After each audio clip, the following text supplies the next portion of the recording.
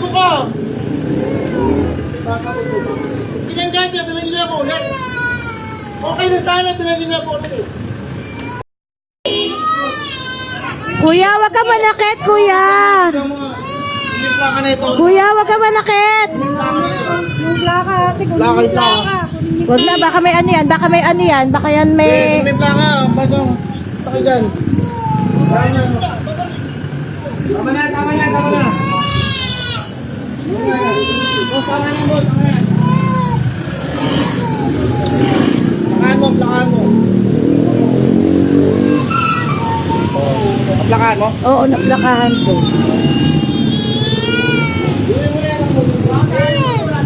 Tama na, tama na, tama na. Tama na, tama na, tama na. Huwag ka na umiyak, huwag ka na umiyak. Huwag ka na umiyak, huwag ka na umiyak, huwag ka na umiyak. Uwi ka na, uwi na, uwi na, uwi na, uwi na, uwi na. Uwi na, uwi na. Hindi na, pumasok na mga. Uwi mo na muna, uwi mo na, uwi mo na yan. Napakasalbahe nun.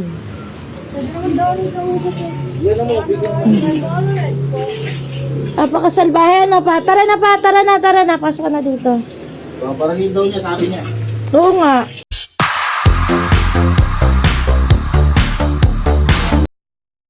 Unang-una yung kay Pokwang. Ako'y, humanga ako kay Pokwang sa una niyang sinabi na humihingi siya ng paumanhin ng tawad dun sa mag-ama na sinaktan ng kanyang kapatid. Pero, ang iba nagagalit. Eh, para sa akin naman, Romel, yung pagtanggap pa lamang ni Pokwang na kasalanan ng kapatid niya ang nangyari, dapat bigyan na natin yon ng pangunawa. Bagaman, marami nagsasabi na ay yabang-yabang niyang kapatid mo, nadadamay ka tuloy. Eh, yun ang sinasabi ni Pokwang. Magkapatid man po kami, iisang sinapupunan ng kanilang pinanggalingan, pero hindi naman sila magkapareho ng isip at ng mga ginagawa, di ba? Totoo, sinabi niya nga, ang kasalanan ni Juan ay hindi pwedeng maging kasalanan ni Pedro. Kaya tanggapin niyo na yun kasi yung pag-amin pa lang at pagharap ni Pokwang, at nag-post siya at naging viral yung post niya, isang napakalaking pagtanggap sa pagkakamali ng kanyang kapatid. Totoo yan. Alam mo yun? Ako lang, naalala ko lang, Romel, si Mang Crispin Villamor, siya yung nagkakariton. Hindi po natin alam kung siya ba ay namumulot ng mga maaaring pakinabangan ng kanyang pamilya, siya ba'y nag-igib lamang ng tubig, o kung ano man ang kanyang ginagawa. Pero anong kalaban-laban ng isang kariton sa isang sasakyan na magara na tulad ng sa Kuya Carlo nitong si Pokwang? Ito yung sinasabi natin, itong mga road rage na ganito, napakarami na pong buhay ang alam mo, nawawala ng dahil po sa init ng ulo. Sobrang init ng ulo, hindi po dapat pinaiiral yan sa kalye. Unang-una naawa ako doon sa batang babae. Yung nahulog siya doon sa cart.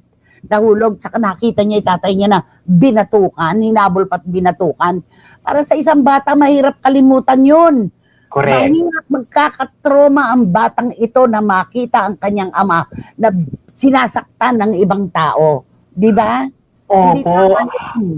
At ang gusto ko pati na sinabi ni Pokwang doon sa bata, si Tita Pokwang, puntahan kita dyan, antayin mo lang, si Tita Pokwang, pupuntahan kita. Yun, alam mo yun, siguro talagang wala na out of control na, kaya dapat, ito si Pokwang nagsalita na, at ito na, inaayos niya, pilit niyang inaayos yung kung ano man naganap, na kahit damage has been done, pero hinarap pa rin niya at haharapin niya kung ano man ang kasalanan ng kapatid niya. Paumanhin, napakaganda na pong katangian yon. Huwag na po nating iba si Pokwang at sabihin na, lahi kayo na mayayabang. Ayayabang nyo, nakatikim lang kayo. Dati ka lang nagtitinda ng supot sa Antipolo Market. Ngayon, kayayabang nyo na. Huwag po nating ikumpara kay Pokwang yung kapatid niya. Yung kapatid lang po niya ang nanakit. Yung kapatid lang po niya ang nambatok. At pinarusahan na ng LTO ng 90-day suspension. Dapat po talaga bigyan ng leksyon ang mga ganitong tao na hindi hawak ang kanilang emosyon sa kalye o kahit saan lugar pa. Ano to? Akala nyo sa mga tao manok? Palalakihin para ihanda kapag kami pista? Ano to? Lahat tayo may karapatan tayong mabuhay at irespeto ng ating kapwa.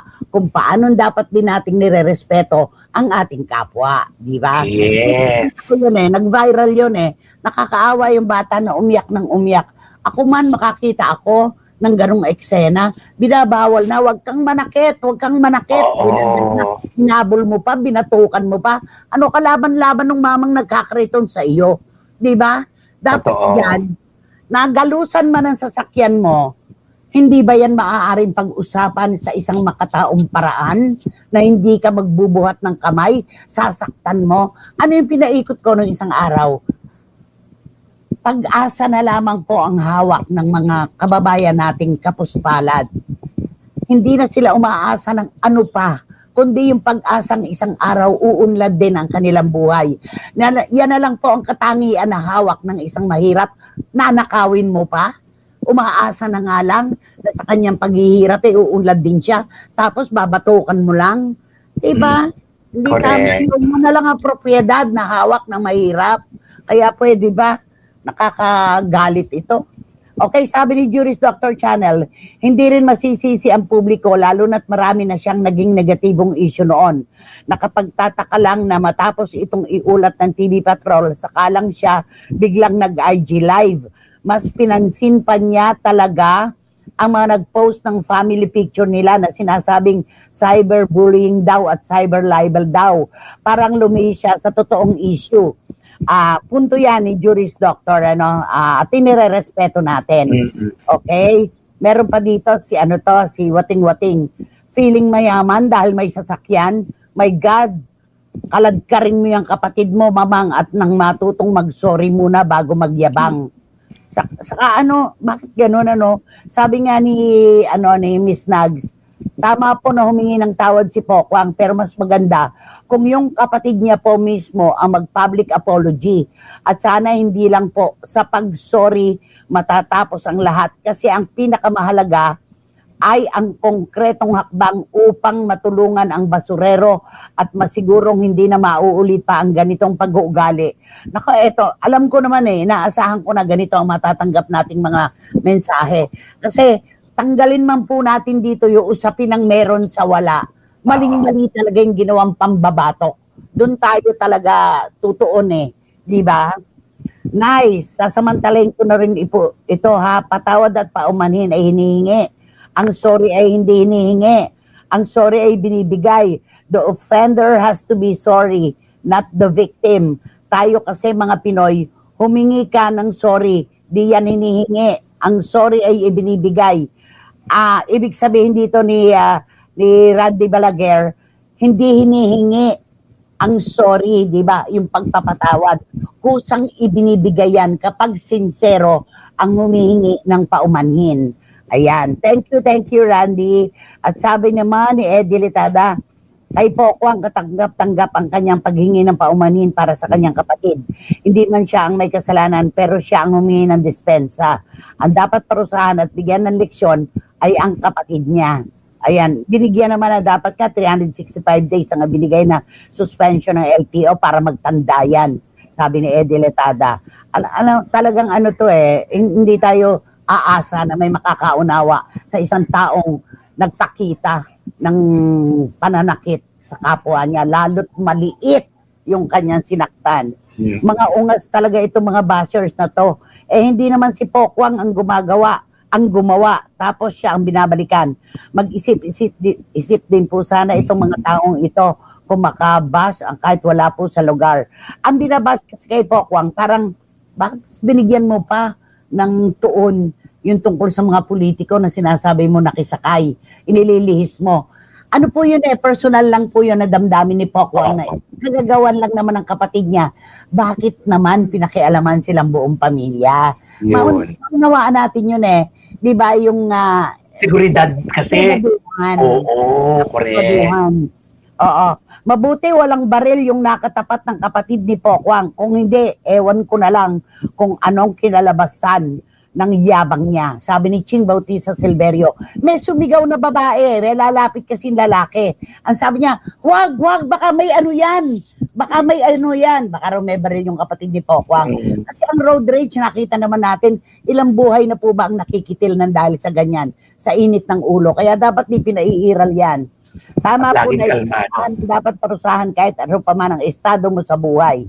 Sabi ni Marichu, Formacion Espiritu. At eto, Saludo ako kay Pokwang, pero yung ginawa ng kapatid niya, it's a form of abuse dahil present yung bata. Yung nakabili lang ng pick-up, nag-moment ha, ihampas ko sa'yo ang gulong ng Hilux mo, ungas ka. Ay, galit si Lulumalig. First time ko siyang naringgan ng ganito. Ihampas ko sa'yo, gulong niyang Hilux mo. Sabi.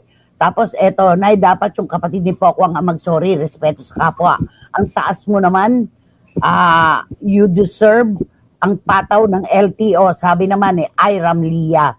Ay nako, wala kang makakatatagpo ang kakampi rito, sa totoo lang. At least nagpakumbaba si Pokwang para sa ginawa ng kapatid niya. Yung iba yan, wala nang paki sa ginawa. Pagsaludo, Pokwang. Ito naman yung isa. Ito galing ito sa Russia, kay Melania. Sabi niya, kakikitaan mo ng maganda yung ginawa ni Pokwang. Pero in a way, palusot na lang din yan para wag din siyang i-bash na kunwari, tinatanggap niya yung ginawa ng kapatid niya. Hindi sincero. Yun ang kanya. Kay Melania Peñac yan. Malayuan, naramdaman niya. Okay? Nakakagalit itong issue na ito. Lagi tayong nagagalit kapag yung nakakaalwan sa buhay ay minamaliit ang isang maliit na. Matuto kayong respeto ng kapwa nyo. Ay, nako,